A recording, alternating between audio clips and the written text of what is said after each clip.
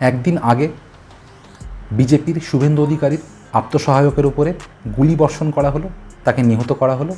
তার 24 ঘন্টা কাটতে না কাটতেই পানিহাটির অভয়ার মা, যেখান থেকে বিধায়িকা নিযুক্ত হয়েছেন, তার বাড়ির সামনে বিশাল বড় বোমা, এবং সেখানে বিজেপি দলের প্রায় 5 থেকে 7 জন কর্মী আহত হয়েছেন। পশ্চিমবঙ্গে তৃণমূল কংগ্রেস যেন কোনোভাবেই হার স্বীকার করতে নারাজ। তারা এই সন্ত্রাসকে ক্রমশ চালিয়ে নিয়ে যাচ্ছেন।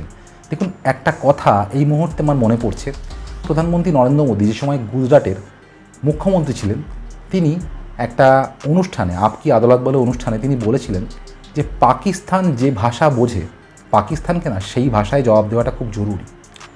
পশ্চিমবঙ্গবাসী এটা কিন্তু বুঝতে পারছে। তারা ম্যান্ডেট দিয়ে তৃণমূল কংগ্রেস দলটাকে পরাজিত করেছে। তারা কিন্তু বুঝিয়ে দিয়েছে যে এই সরকার আমাদের চাই না। কিন্তু তার পরবর্তীকালেও যে ঘটনাগুলো ক্রমশ ঘটছে, সে ঘটনাগুলোর পিছনে কারা জড়িত সেটা পশ্চিমবঙ্গবাসী বুঝতে পারছে। তাই মোদিজির সেই কথাটা কিন্তু পশ্চিমবঙ্গবাসী একদম পরিষ্কারভাবে মনে করছে যে যে মানুষ যে ভাষা বোঝে সেই মানুষকে সেই ভাষায় বোঝানো জরুরি।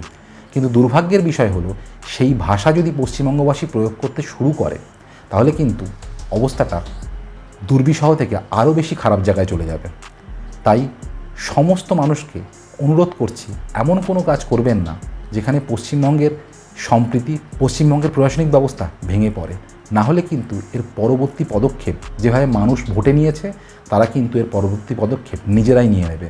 তখন কিন্তু উপায় থাকবে না, অর্থাৎ সম্মান তো গেছেই, এবার না জীবন নিয়ে টানাটানি পড়ে। আপনাদের মতামত অবশ্যই কমেন্ট করুন।